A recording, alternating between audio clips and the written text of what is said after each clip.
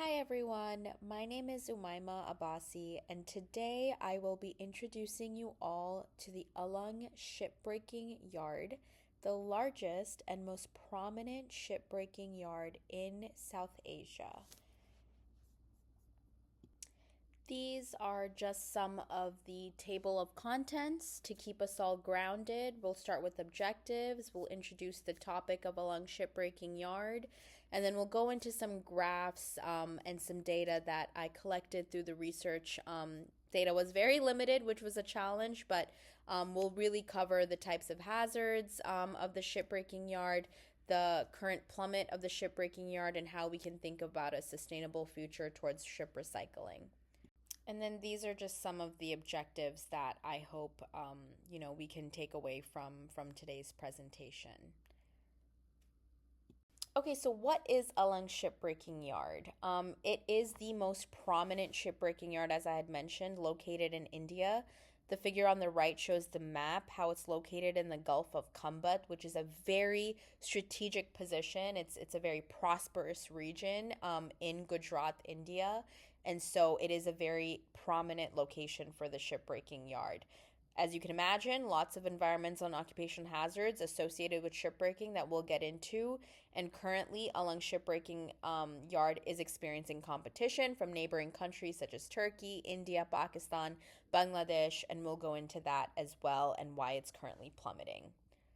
And this table really is just like a timeline that I created of Alang Shipbreaking Yard from its inception to 1983 to present day. You see that in 2007 and 2015, major kind of events occurred that imposed stricter regulations on ship recycling standards and better environmental practices as well. So in 2012, Alang also hit its peak, breaking a record number of ships in 2012. We'll go into that data as well.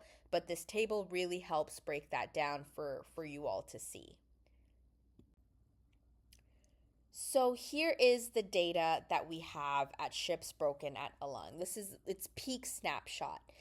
This data was retrieved from a study published in 2014 that analyzed the working and living conditions of the Alang shipbreaking yard, as well as collected data through a survey of workers from 1983 to 2013.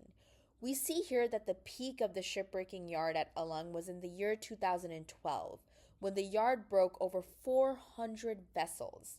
This was known to be the most profitable year for Alang shipbreaking yard. A more unfortunate data capture from the same study was the number of occupational deaths within that time period. Earlier on, with limited protections, as we had mentioned before 2007, and not many mechanisms in place to ensure safe conditions for shipbreaking, the largest number of deaths reported was in 1997. However, I want to caveat that a major challenge is the limited data that is collected or reported on the number of occupational deaths at the shipbreaking site. Many experts and advocates have stated that these numbers are far higher than we see here on this graph. So there is a lot to be skeptical of when we're reviewing this data. In another study that analyzed the shipbreaking yard, which was published in 2019, the following data was collected from respondents, around 300 respondents, on the types of safety equipment that has been provided to them for their work by authority, so by the government. This pie chart represents that. But before we break that down, I want to guide your attention to the left side of this slide that has more common exposures, the top common exposures of shipbreaking workers in nearby communities and the hazards they're subjected to being exposed to. This was published on the NGO Shipbreaking platform. So some common exposures we have if you are working at a shipbreaking site or living near a shipbreaking site is the top: asbestos. We have heavy metals, mineral oil, bilge and ballast water, polycyclic aromatic hydrocarbons or PAHs, polychlorinated biphenyls or PCBs, tributyltin or TBT, and naturally occurring radioactive material or NORM. Now, If we look at the right side, the pie graph, this is some of the safety equipment that was provided by authority. Once again, this data, have to be skeptical about it. The sample size was large in this study. It was 300, so we had 300 respondents.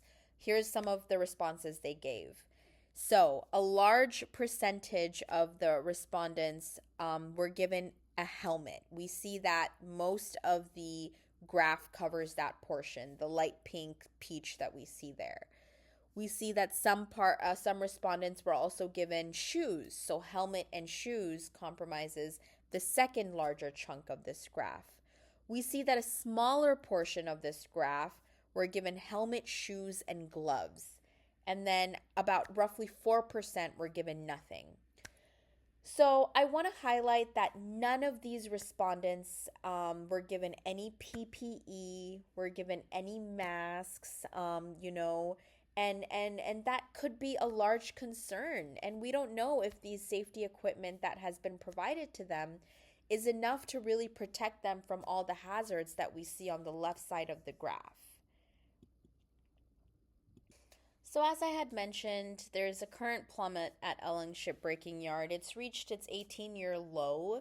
We saw the number of vessels that Alang was breaking at its peak in 2012 and how high that number was. And in the last financial year, the yard processed only 125 ships. So it's really at its all-time low. There's a lot of conversations happening on the policy end and with advocates.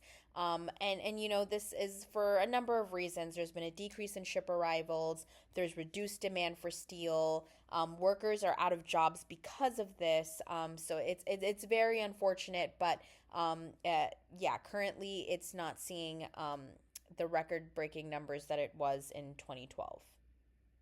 Okay, so we went through some grueling data of the unfortunate deaths and we can't present problems without solutions. So here's some sustainable ship recycling practices and a potential future for Alang to come out of its plummet taken by NGO shipbreaking platforms. So, really ensuring workers' rights are protected, having transparency in conversations and auditing of these shipbreaking yards, conducting due diligence when selecting business partners and collaborators, encouraging accountability and positive incentives to these business ventures, and then really moving shipbreaking from beaches to more dry docks and ensuring that these regions are equipped to store and treat oily and hazardous wastes. And this slide just goes over a summary of what we covered today. There is a future for sustainable ship recycling. It's going to take a lot of work, but it is possible taking lessons learned from Alang. And that is the end of my presentation. Here are some of the references that I used to make the graphs and find out more about Alang Shipbreaking Yard at its peak and at its plummet. Thank you very much.